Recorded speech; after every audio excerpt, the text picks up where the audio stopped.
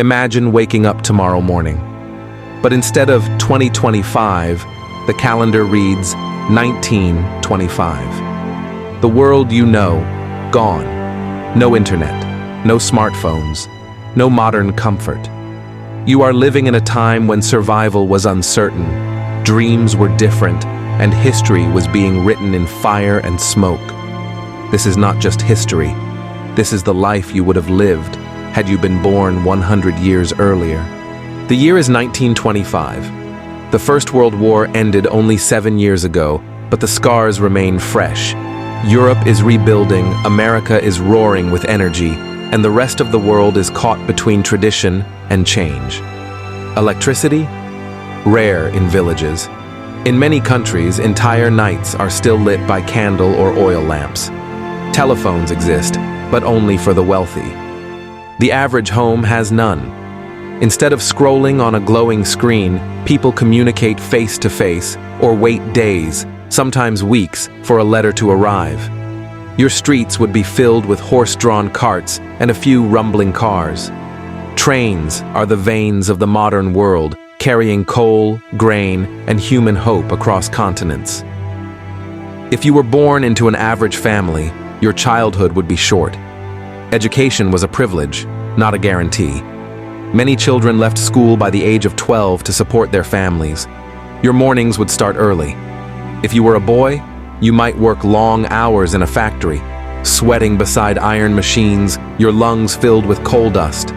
If you were a girl, you might help your mother prepare food, wash clothes by hand, or work as a servant in someone else's home. Forget fast food, microwaves, or delivery apps. Every meal was made from scratch.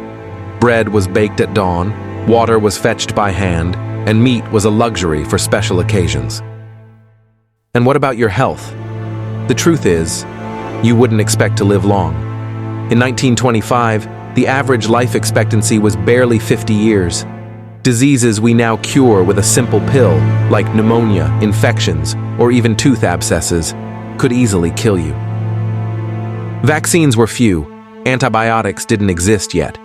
The deadly flu pandemic of 1918 had killed more than 50 million people, and families still whispered about it with fear. Polio paralyzed children. Tuberculosis filled hospitals with coughing patients, and a broken bone in the wrong place could change your life forever. Yet, life wasn't only about survival. If you were lucky enough to be in the right place at the right time, you would have witnessed a world in transformation. The 1920s became known as the Roaring Twenties. Jazz exploded in smoky clubs, cinema was born, and the first radios brought live voices into people's homes. Imagine hearing music from hundreds of miles away for the first time. It was nothing short of magic. Cars like the Ford Model T were becoming affordable. Airplanes, though small and fragile, had crossed the Atlantic for the first time. And in laboratories, silent revolutions were taking place. Revolutions that would define the next century. But being born in 1925 also meant one thing. By the time you turned 14, the world would collapse into the Great Depression. By 20, you would be drafted into the Second World War, fighting in a conflict deadlier than anything humanity had ever seen. Millions would die, cities would burn, technology would accelerate through blood and sacrifice. Your life would be shaped not by what you dreamed of, but by what history demanded of you. So, what if you were born 100 years earlier?